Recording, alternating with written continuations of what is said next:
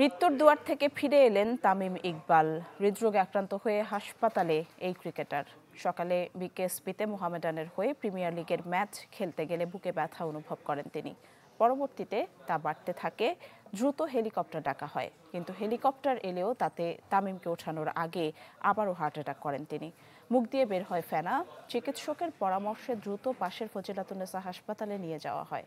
সেখানেই হার্টে একটি রিং পরানো হয় তামিমের। আপাতত সিসিইউতে রাখা হয়েছে তাকে। 48 ঘন্টা সেখানেই পর্যবেক্ষণে থাকবেন তামিম ইকবাল। তামিমের অসুস্থতার খবরে ঢাকা থেকে ছুটে গেছেন বিসিবি সভাপতি ফারুক আহমেদ, পরিচালক ও তামিমের চাচা আকরাম খান এবং প্রধান নির্বাহী নিজামুদ্দিন চৌধুরী সুজন। বাতিল করা হয়েছে দুপুরের ক্রিকেট বোর্ডের পরিচালনা পর্ষদের 19তম সভা। ক্রিটিক্যাল কন্ডিশন থেকে যতগুলো চিকিৎসা প্রয়োজন সবকিছু করা হয়েছে এবং আল্লাহর রহমতে যে কন্ডিশনটা আসলে অনুকূলে আছে এবং ওনাকে আমরা বলি যে ওনার একটা হার্ট অ্যাটাক হয়েছে। এইটার জন্য একটা এনজিওপ্লাস্টি এবং একটা স্টেন্ট করা হয়েছে। আল্লাহর রহমতে স্টেন্টিংটা খুব স্মুথলি অ্যান্ড এফিসিয়েন্টলি হয়েছে। আমাদের যে কার্ডিওলজিস্ট ডক্টর মারুফ ওনার এই একটা স্টেন্টিং করেছেন এবং ভেরি এফিসিয়েন্টলি, এবং ওনার এই ব্লকটা পুরোপুরি চলে গেছে এখন।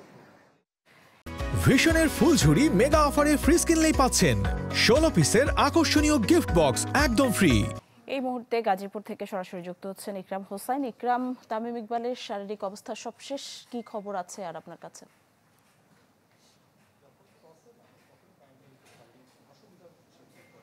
নিশ্চয়ই সবশেষ অবস্থা কিন্তু ডক্টর রাজীব এই গাজীপুরের কেপিজি বিশেষায়িত যে হাসপাতাল, সেই হাসপাতালের পরিচালক কিছুক্ষণ আগে ব্রিফ করেছেন এবং তিনি যেটি বলেছেন যে তার এনজিওগ্রাম হয়েছে এবং এনজিওগ্রামে একটা হার্টে একটা রিং, একটা ব্লক ধরা পড়েছিল এবং সেটি তারা চিকিৎসার যে পদ্ধতি সেগুলো অনুসরণ করে সেখানে রিং পরানো হয়েছে। তারা আশা করছেন যে তামিম ইকবাল ধীরে ধীরে উন্নতি লাভ করবেন এবং তারা এটাও বলেছেন যে সবার কাছে তারা দোয়া চেয়েছেন। সেই যে ব্রিফিং সেখানে কিন্তু বিসিবির কর্মকর্তারাও ছিলেন, তারাও কিন্তু পরিবার এবং বিসিবির পক্ষ থেকে দেশবাসীর কাছে দোয়া চেয়েছেন। আমি যদি আজকে সকাল থেকে পুরো ঘটনাটা বলি তাহলে আজকে বিকেএসপিতে সকাল 9টায় মোহামেডানের সাথে শাইনপুকুরের ম্যাচ শুরু হয়েছে এবং সেই ম্যাচের আগে তামিম ইকবাল যখন টস করতে যান তখনই তার বুকে কিছুটা ব্যথা অনুভব করেন এবং কিছুক্ষণ পরে টস করে তিনি যখন ড্রেসিং রুমে ফিরে আসেন তখন তিনি দলের ম্যানেজার সাজ্জাদ আহমেদ শিপনকে জানান যে তিনি বুকে ব্যথা অনুভব করছেন এবং তার ভালো লাগছে না।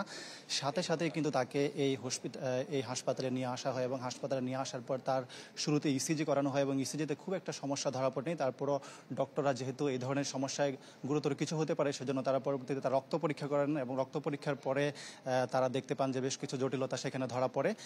তারপরও তামিম ইকবাল কিছুটা সুস্থ অনুভব করে তিনি ঢাকা চলে যেতে চেয়েছিলেন এবং এভারকেয়ার হসপিটালে তার ভর্তি করানোর কথা ছিল, কিন্তু তিনি যখন হেলিকপ্টারে রেডি করা হয়েছিল হেলিকপ্টারে করে যাবেন তার ঠিক আগ মুহূর্তে আবারও তার ব্যথা অনুভব হয় এবং তাকে কিন্তু হসপিটালে আবার ভর্তি করানো হয়। তারপরে একটা মেসিভ হার্ট অ্যাটাকের কথা কিন্তু ডক্টররা বলছেন। এখন যে হার্টে রিং পরানো হয়েছে এর পরবর্তীতে আসলে এটাই হচ্ছে আসলে সবশেষ অবস্থা। এর পরবর্তীতে ডক্টররা নিশ্চয়ই সেটা জানাবেন বলেও এখানে ব্রিফিংয়ে তারা জানিয়েছেন। অনেক ধন্যবাদ ইকরাম হোসেন আপনাকে। দর্শক দেখছিলেন ক্রিকেটার তামিম ইকবালের শারীরিক অবস্থার সবশেষ খবর জানাচ্ছিলেন ইকরাম হোসেন।